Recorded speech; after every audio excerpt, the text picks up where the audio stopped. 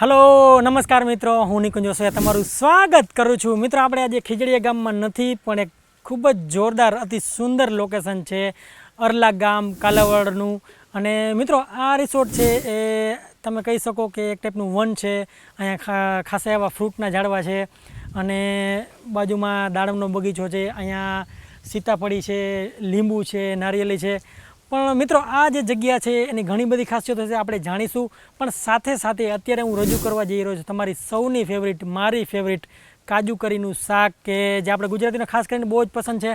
पण मित्रों एनी मुश्केली ए रहे छे के आपणे बनाववामां बधा लोकोने तकलीफ पड़े छे। तो आज हूँ एनुं निवारण लई आव्यो छुं। आ रेसिपी एटली जोरदार अने एटली क्विक छे तमे मानशो नहीं, पण 10 मिनिटमां काजू करीनुं शाक तमे रेडी करी शको छो। तो चालो बनावीए।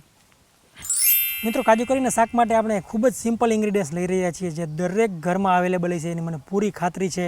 सौप्रथम आपणे मेन इंग्रीडियंट्स छे काजू। मेन वस्तु काजू छे, तमने खबर छे काजू करीने शाकमां।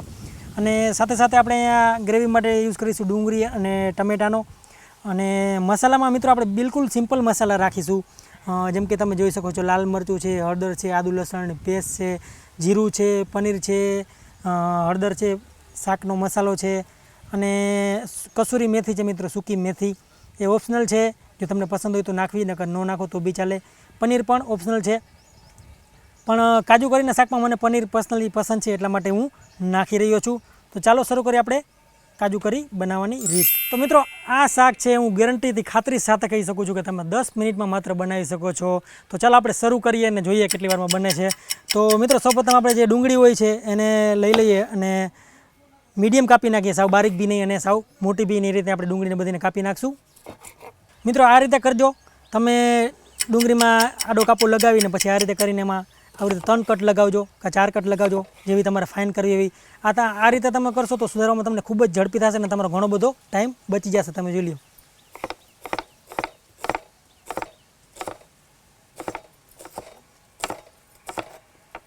तो आमां तमे गमे तेवुं कटिंग करवुं एवुं करी शको छो। जोई ल्यो मारे जेवी जोई छे शाक माटे एवी डુંગળી।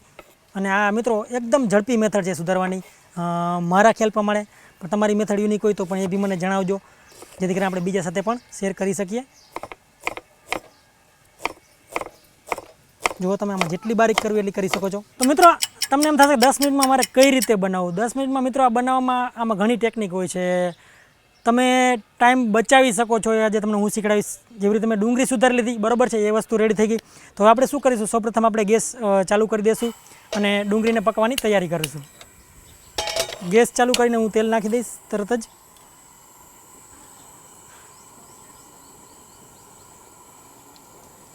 अंदाजे 4 चमची जेटलुं आपणे तेल लई रह्या छीए। अहींया 4 चमची तेल में मूकी दीधुं गरम करवा। अने मित्रों तेल जेवुं गरम थई जाय एवुं आपणे वघाરની शरूआत करीशुं।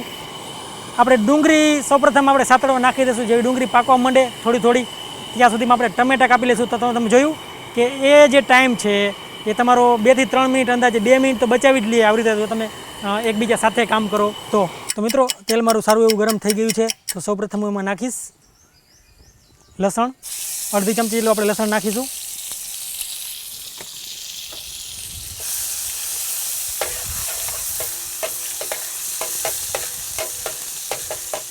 लसण ने આપણે થોડી વાર માટે પકાવીશું 10-15 સેકન્ડ માટે, જ્યાં સુધી એમાંથી ખુશ્બુનો છૂટો માંડે ત્યાં સુધી।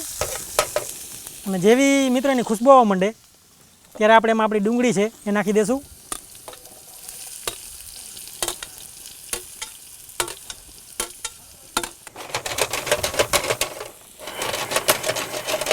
આપણે ડુંગળીને આવી રીતે પકાવવા રાખશું।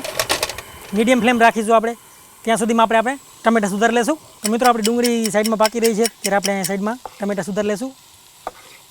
टमेटानुं बी आपणे एवुं ज कटिंग करीशुं एवी रीते मैं तमने जेवी रीते शीखवाड्युं एवी रीते आपणे आम 3 થી 4 कट लगाड़ी जेटलुं आपणे कटिंग करवुं एवी रीते अने આવી રીતે समावी नाखशुं। तो मित्रों जो तमे आपणी डુંગળી सारा एवी पाकवा मांडी छे अने तेल बी एमांथी बहार निकळवा मांड्युं छे। तो आपणे हवे सूका मसाला होय छे सौथी प्रथम मात्र 1 चपटी जेटली ज आपणे हळदर नाखीशुं बराबर है। અને આને સારી રીતે મિક્સ કરી લેશું।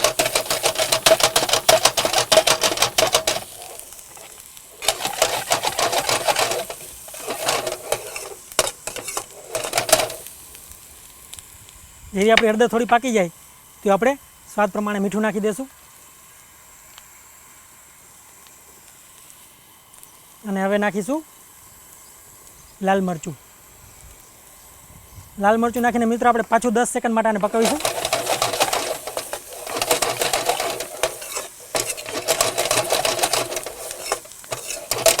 મિત્રો આ રીતે તમે જ્યારે ગ્રેવી બનાવો છો ને ત્યારે અમને પાક્કી ખાતરી છે ટેસ્ટ તો હોટલ જેવો આવશે જ, પણ આમાં ઓછા મસાલા ઓછા તેલમાં સારો એવો ટેસ્ટ આવશે ને ખૂબ જ ઝડપી બની જશે.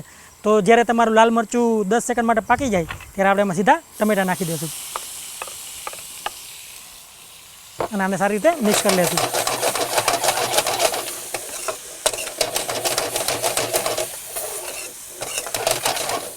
હવે આને થોડી વાર માટે પાકવા દઈએ. જ્યારે મિત્રો આપણું ટમેટા ડુંગળી એ બધો મસાલો થોડોક પાકવા માંડે ત્યારે આપણે ઉપરથી થોડી એવી આદુની પેસ્ટ નાખીશું.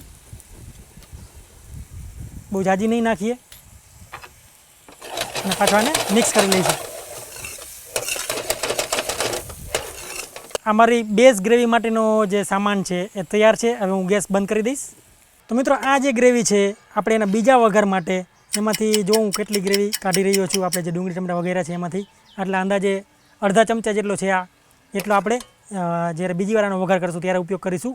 તો આપણે આને કાઢી લઈએ. તો મિત્રો હવે આપણી ગ્રેવી છે એને આપણે પીસી લેશું. તો એક જારમાં છે એને કાઢી લેશું.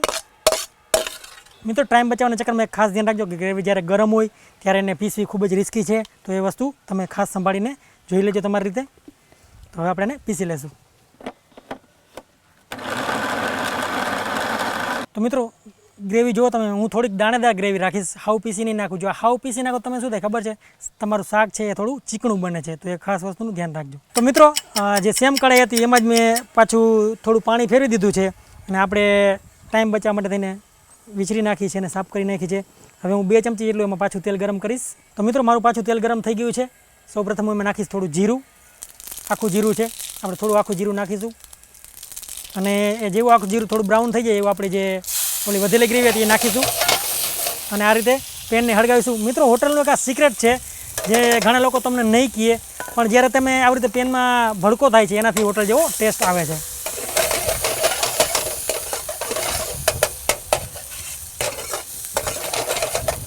તો આ ગ્રેવી તમે જુઓ મારી પાકવા માંડી છે. હવે આપણે સૂકા મસાલા થોડા ફરી પાછા નાખીશું. શાકનો મસાલો છે પંજાબી કિચન કિંગ કે કોઈ પણ શાકનો તમે મસાલો લઈ શકો છો. થોડું લાલ મરચું છે અને થોડી વાર માટે આપણે પકાવીશું. આનાથી શું થશે મિત્રો, આપણો જે શાકનો કલર છે એ ખૂબ જ સારો આવશે અને એ મસાલા બળે એ પહેલાં 5-10 સેકન્ડમાં જ આપણે આપણી ગ્રેવી નાખી દઈશું.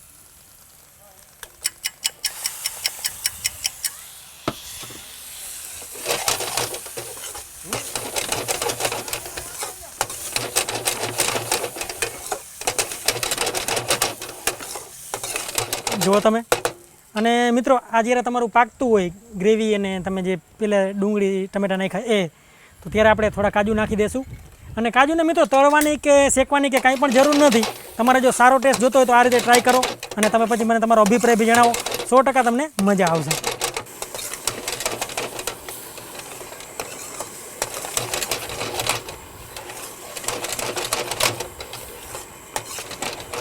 તો મિત્રો જો વઘાર કર્યા પછી 2 જ મિનિટમાં મારું શાક છે એ પાકી ગયું છે. તો આપણે એમાં ઉપરથી નાખીશું પનીર. પનીર ઓપ્શનલ છે, તમને પસંદ હોય તો નાખવું, ન પસંદ હોય તમે ન પણ નાખતા તો બી ચાલશે, કોઈ જાજો ફરક નહીં આવે ટેસ્ટમાં. પણ પનીર નાખવાથી એક આની અલગ જ મજા આવે છે મારા મત મુજબ.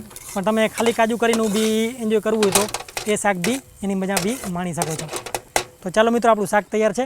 હવે આપણે એને એક પ્લેટમાં કાઢી લેશું. તો મિત્રો આ રીતે આપણે પ્લેટમાં કાઢી લેશું શાક.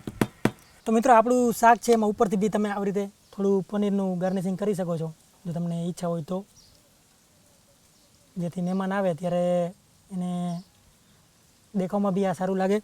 અને ઉપરથી આપણે નાખીશું ધાણા. તો મિત્રો તૈયાર છે મારું એકદમ સિમ્પલ અને ઝડપી બનેલું કાજુ કરીનું શાક.